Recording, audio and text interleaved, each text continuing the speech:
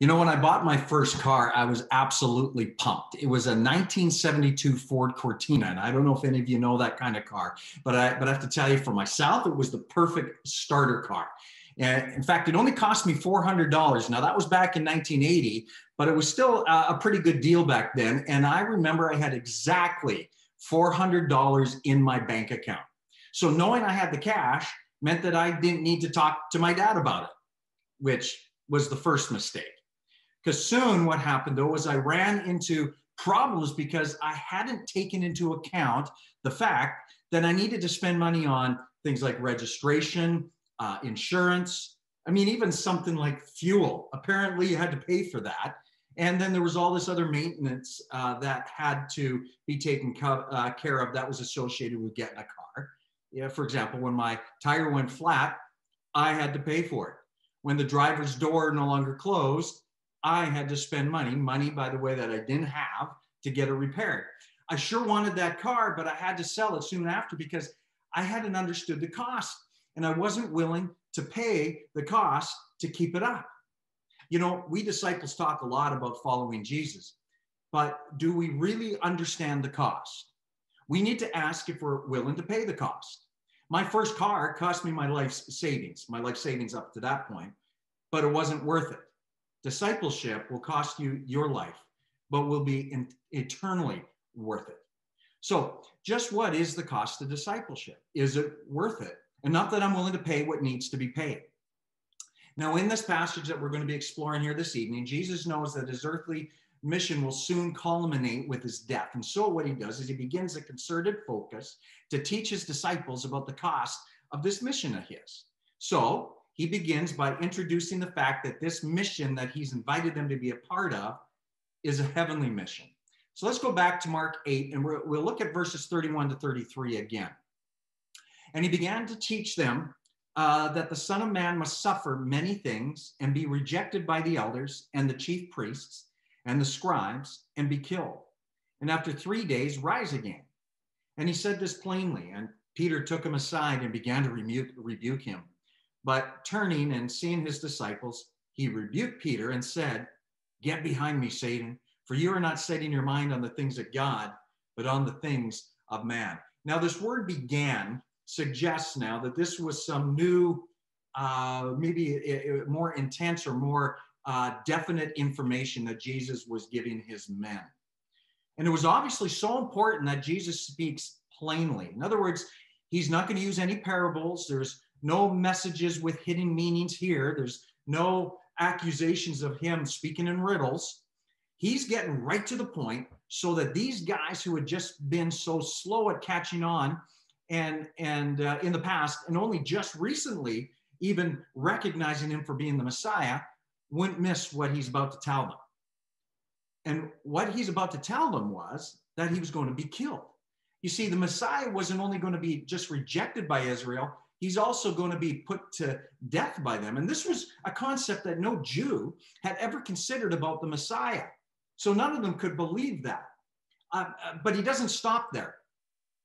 He also tells them that while he must die, he's also going to rise from the dead. So it's a good news, bad news thing. So while there's suffering and there's pain and there's death in the Messiah's future, there was also going to be glory.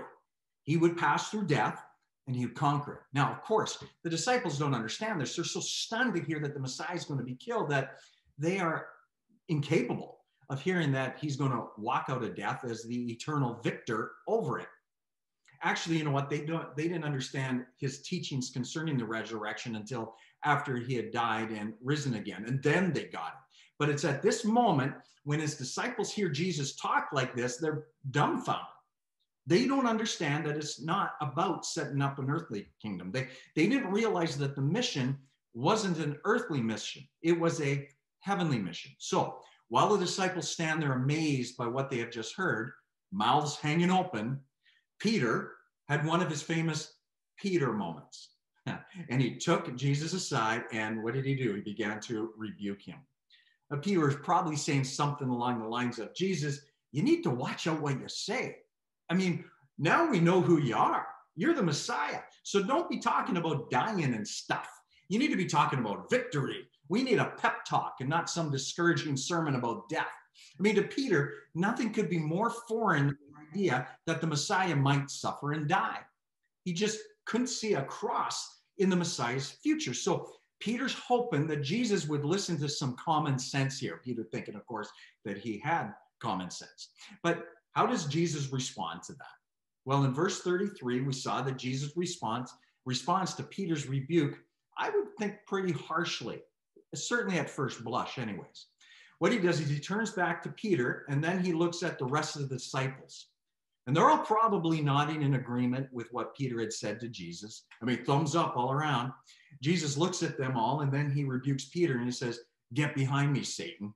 Literally, get out of my sight, you false accuser. I mean, ouch. Now imagine if I called one of you that in a church business meeting. It would not be cool. But Jesus isn't actually calling Peter the devil. He's telling Peter that he's being used as a tool by the devil. So Jesus isn't actually sending Peter away. Rather, he's commanding Satan to leave. Earlier, Peter had spoken truth revealed by God. And do you remember last week we talked about that?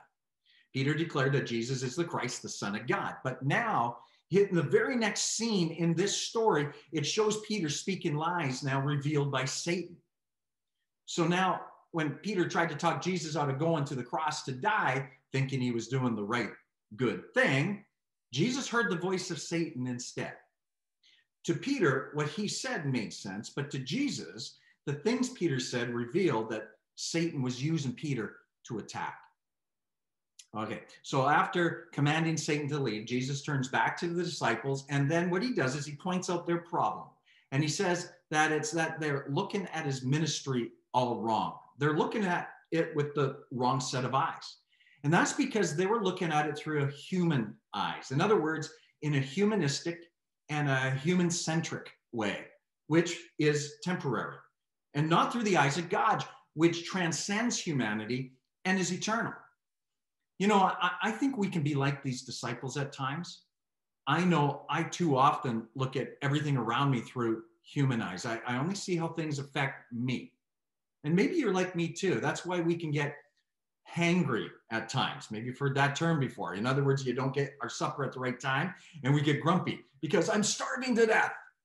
And so we live lives where we think that I need food or I need sleep or I need a break. I need that drink. I deserve that time alone. I deserve that pay raise. I need that. I deserve this. And that's because human beings generally care more about the big me, about our own personal immediate comforts or needs or wishes in the now, instead on about what is more important in the timeline of eternity. If you don't believe me, just look at how most people, our family, our friends, maybe some of us even, spend more time planning for the long weekend away than we do our eternal destinies. Now listen, please hear me. I'm not picking on your family and friends, and I'm not picking on you either. As well, by the way, there's nothing wrong with planning a vacation and working hard for a pay raise or wanting a good dinner out.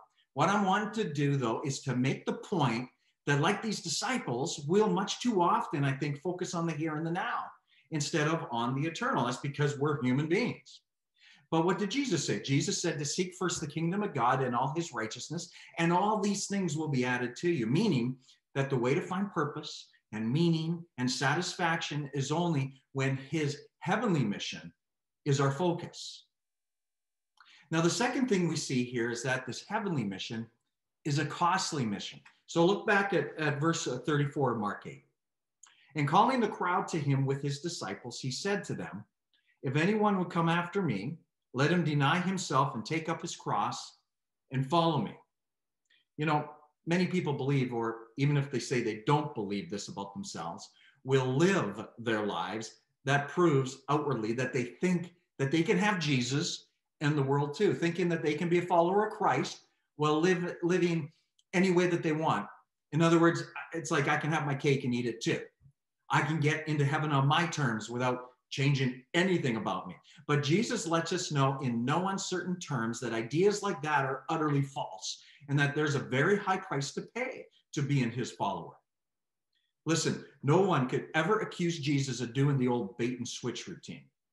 You can't say that you follow Jesus under any false pretenses. Certainly not if you listen to what he says about discipleship. Jesus would have been a public relations nightmare. Every time he began to attract a large following, what would he do? He upped the ante. He would tell them how high the cost of following him would be, and the crowds would vanish. Poof, gone. But Jesus did this so that people would know the truth.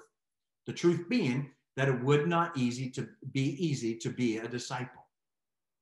We see that here, of course, in the way Jesus says that if you want to be his disciple, there's got to be some denial going on in your life. He said to deny yourself. Now, what does he mean by that? Now, when many hear Jesus' blunt command to deny yourself, what happens is they hear another voice alongside his. Oh, in other words, be miserable, the voice says. Lose everything you love. Take your little portion of happiness and trample on it. Oh, you're going to become a martyr. You might call this ever available voice the New Serpent Translation, or the NST translation of the Bible. I mean, the devil was, after all, the world's first Bible translator and interpreter. I don't know if you knew that. No eating from the tree, did he say? Well, let me tell you what that really means.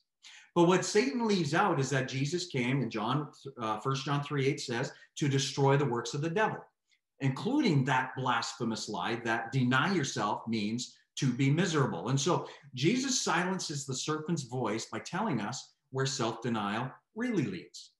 When we deny ourselves, Jesus tells us, we actually find ourselves. We defy the devil and we join heaven's side. Now, in a society that prizes individualism as much as ours does, perhaps one fear looms largest when we hear, deny yourself. It's the fear that we will lose ourselves. We will be deprived of everything that makes me, me. Our dreams are going to be trashed, our desires blunted, our personalities erased. We'll become just one more drop in a sea of endless gray. And you know what? The fear is understandable. Deny yourself requires, after all, self-denial, which means that we need to be taking the axe to the roots of every tree that bears bad fruit in our lives. Every sin's got to be slain. Every part of me that doesn't reflect him has to be renounced, and not just once, but daily. The serpent says, lose yourself. But Jesus responds, no, find yourself, your true self. He says again in verse 35, whoever would save his life will lose it. But whoever loses his life for my sake and the gospel's will what? Will save it. You know what? The kingdom of heaven holds secrets that the devil knows nothing about. Where Jesus reigns, the way up is down, the first or last. The only way to save your life is to lose it for his sake.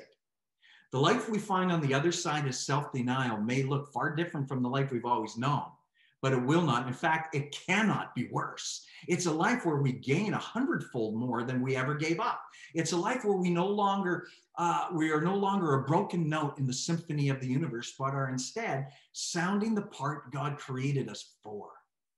It's a life with Jesus, maker of all beauty, redeemer of all brokenness, fountain of all joy. When you deny yourself, you will not lose yourself. You will find yourself. Now, the devil, of course, is not in favor of anyone finding himself. He prefers theft, murder, and destruction. The thief comes only to steal and kill and destroy, we hear in John 10. So when we come to a place where we know we must deny ourselves, he will always suggest in one way or another that we save ourselves instead. Now, here in Mark 8, Peter was the devil's pawn. When he tried to steer his master away from the cross, Jesus responded, as we saw in verse 33, get behind me, Satan, for you're not setting your mind on the things of God, but on the things of man. The temptation to save our sinful selves rather than deny them might come from 1,000 places, such as from our indwelling sin, from society outside, even from a beloved friend like Peter. But at its core, save yourself is serpent talk.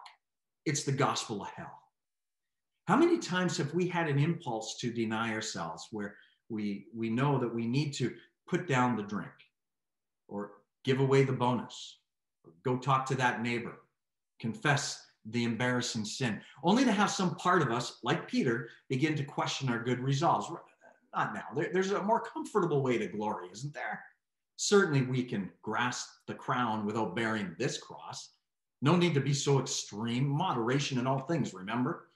Listen, the devil might be a lion, but we rarely hear his roar. More often, he appears in our most plausible reasonings to avoid self-denial. Listen, if you want to delight the devil, then refuse to deny yourself. But if you want to defy your ancient foe, if you want to scorn the one who hates your soul, if you want to cut off the arms that would drag you to hell, then deny yourself and then bend down and pick up your cross, which is what Jesus tells us to do as well. Take up your cross. Now, in that day, a cross was not a piece of jewelry or a decoration on a church building or even a cool tattoo to ink onto your forearm. A cross was an instrument of shame, of humiliation, of suffering. It was a distressing symbol of torture and death. When a man took up his cross, it actually meant that he was beginning a death march. It'd be similar today wearing around your neck the hangman's noose. In Roman times, when a man took up his cross, he carried the instrument of his own death on his shoulders. And when he reached his destination, he was laid down on the cross that he had carried, and he was nailed to it. He suffered on it, and then he died on it. Historians estimate that over 30,000 people were crucified by the Romans just during Jesus's lifetime. So when Jesus called these people to take up their cross, they knew exactly what he was talking about. Today, some think that the burdens of life are a cross that they must bear. Some say that maybe it's an abusive spouse or a wayward child or even a crazy boss, and that's their cross. Some people think that it's an illness or a physical handicap, and that's their cross. This is just my cross to bear, is a comment I've heard often. But the truth is that the trials and hardships you face in this life are not your cross. Think about this. Even non-Christians have to bear that stuff. When Jesus tells his disciples to pick up and take up their cross and follow him, he is calling us to die to ourselves. He's calling us to willingly bear the shame, the reproach, the humiliation, the suffering, the hatred, the alienation, and even the death that may come to those who are associated with him. The problem is when we want the crown without the cross. Peter and the others wanted Jesus to be king without having to go to the cross. They didn't want him to suffer pain or rejection or die. They didn't even want him to stub his toe. They loved him too much for him to be hurt. But that's because at that moment, you see, they didn't understand what taking up the cross meant. You know, as I studied this passage to prepare for this message, it really got me to be thinking about myself. And I'll admit, I had to do a lot of soul searching, big time. I asked the Lord about myself. In what areas of my life I might not be truly carrying my cross? Listen, church, I don't want to be someone who is quick to compromise or make excuses to make my discipleship journey easier. I don't want to be someone who compromises with the world in order to avoid being singled out and humiliated for being a believer. And yet, I can find that my natural tendency is to go that way. To take up your cross means that you're willing to identify yourself with Jesus Christ, his death, and his word, regardless of what it costs you or me personally, publicly, or even financially. There's a high price to pay for being a genuine disciple of Jesus Christ. I mean, just ask Paul, who endured beatings and shipwrecks and whippings and hunger and ultimately martyrdom for Jesus's mission.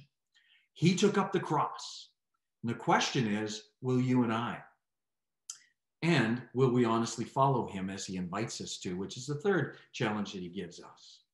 Do you remember the kids' game, Follow the Leader? In that game, somebody would tell the leader, whoever it was at any specific point of the game, to go and to do something that everybody else had to follow and go do. And your hope was that the leader wouldn't want to do it, to chicken out or whatever, so that you could move up the line and eventually become the leader. Now, to win the game, you had to go wherever the leader went, no matter your fears, with the hope of eventually taking over and going places the others wouldn't want to go, and then you're the champion, you're the king.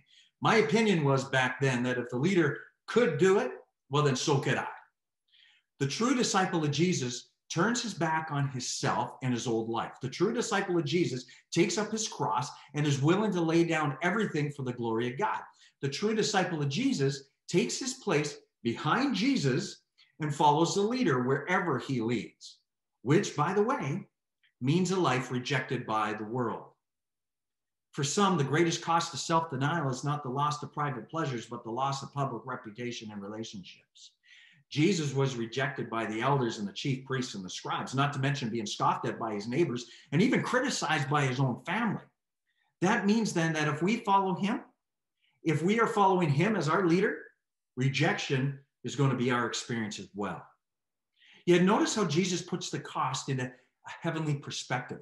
He brings us this perspective by telling us who we're leaving when we rise up to follow him. In verse 38, he tells us that we're leaving this adulterous and sinful generation. Now, what we learn from this is that in our sin, we kept company with adulterers. Now, you might be thinking, no way, not anybody I know. Well, let me break it to you. Not only do we keep company with adulterers, but we, in fact, were one of them ourselves. Some are adulterers physically in their marriages. Others are adulterers in their minds and their hearts. Listen, if you've ever lusted after someone other than your spouse, even for a few moments, you're an adulterer. But all of us are guilty of adultery against God when we live for ourselves. This obviously means we're all sinners too.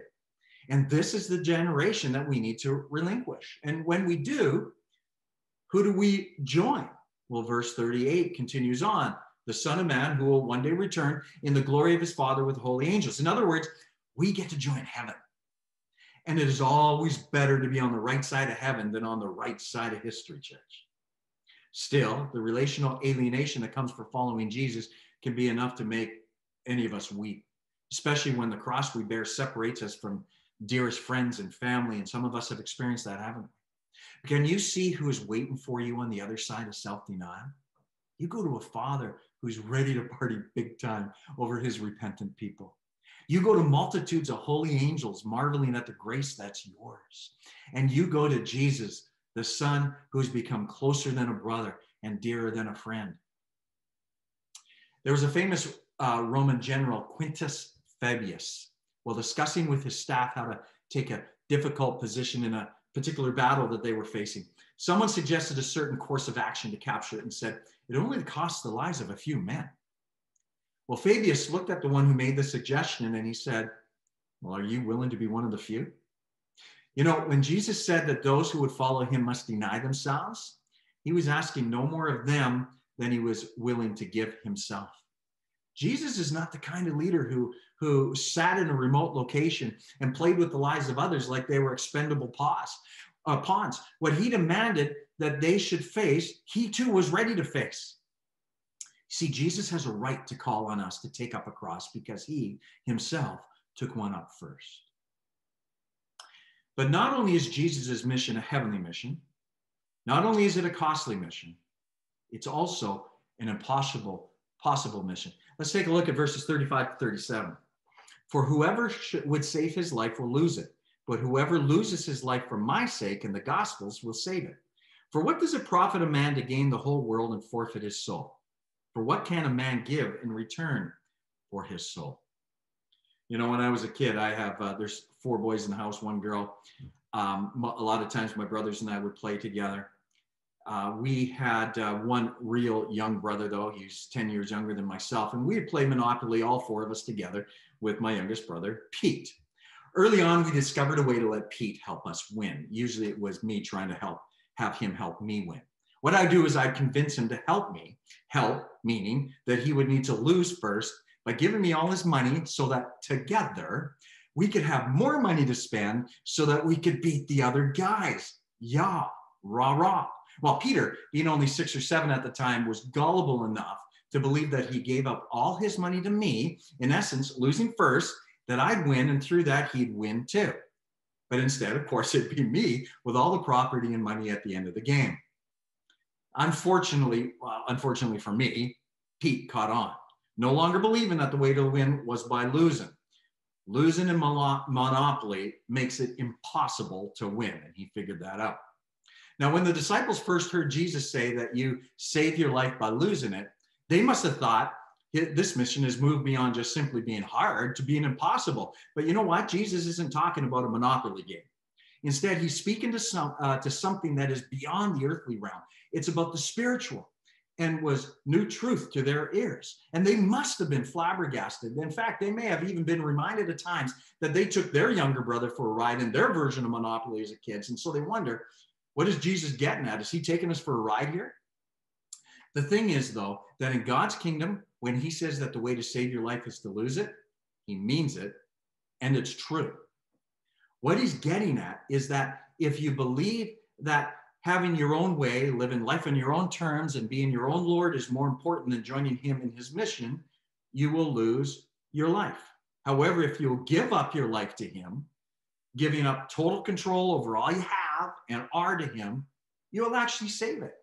Now, from a human perspective, this makes absolutely no sense. And if attempted in the flesh, impossible. But in the economy of God, losers are winners.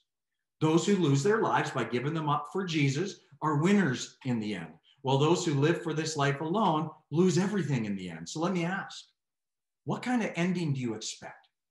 In verses 36 and 37, Jesus asks a powerful question to drive the point home. Now think about it for just a moment. What's your soul worth? In fact, imagine that you owned the whole world and all the riches in it. You had all the mines, you had all the airports, all the aircraft, all the manufacturing plants. Imagine that you could do anything and everything you wanted to do. You could be anything you wanted to be. You could go anywhere you wanted to go. And imagine that you were the absolute ruler of all things. And that sounds like a dream come true, doesn't it? Well, for some it does. Anyways, now imagine at the end of that experience having and being and doing as you please, that you die. Okay, now imagine that after death, you found yourself in hell forever.